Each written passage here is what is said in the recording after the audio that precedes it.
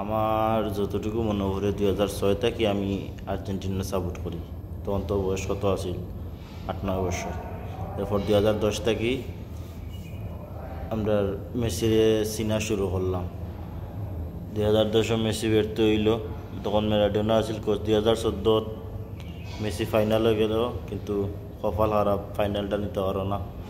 এরপর 2015 সালে কোপা আমেরিকাত ফাইনালে গেল, 2016 তো গেল, কিন্তু দুইটাতেই ব্যর্থ হয়েছে। টানা 3টা ফাইনালে গিয়ে আসছে। তারপর 2018 আইলো, তারপরও ব্যর্থ হইল। তারপরও আমরা মেসির সাথে আছি। এবার 2021 আইয়া কোপা আমেরিকা আর্জেন্টিনা জিতলো। 2022 বিশ্বকাপ জিতলো। 2022 প্রথম ম্যাচই আমরা সৌদি আরব লাগে হারার পর তখন আমরা বিশ্বাস করছিলাম যে মেসি যেহেতু মাঠে আছে, জেতার সম্ভাবনা আছে। তো মেসি যা খেলা, আমরা যা চাওয়া পাওয়ার আছি, আমরা আর্জেন্টিনা ফ্যান, সব কিছু আমরা মেসি দিয়েছে। এখন যেগুলা দিব এগুলা সব বোনাস। তাই মেসি মাঠে থাকলেও যা, না থাকলেও তা, কারণ আমরা এখন বোনাস পাইব।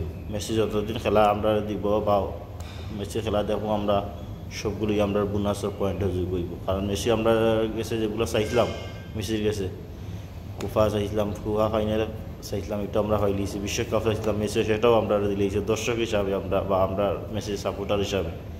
লাইক মেসির লাগে শুভকামনা।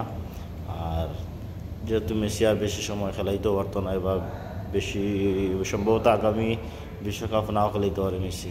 তারপরে যতটুকু দিয়েছে আমরা ততটুকুই এখন আমরা বোনাস চাই। বিশ্বকাপের পর থেকে মেসি যতটা ম্যাচ খেলাইছে সবগুলি আমরা দর্শক হিসাবে আমরা বোনাস হিসাবে গণ্য করি। তাই জয় আর্জেন্টিনা, জয় মেসি, জয় ডি মারিয়া, স্কলানি।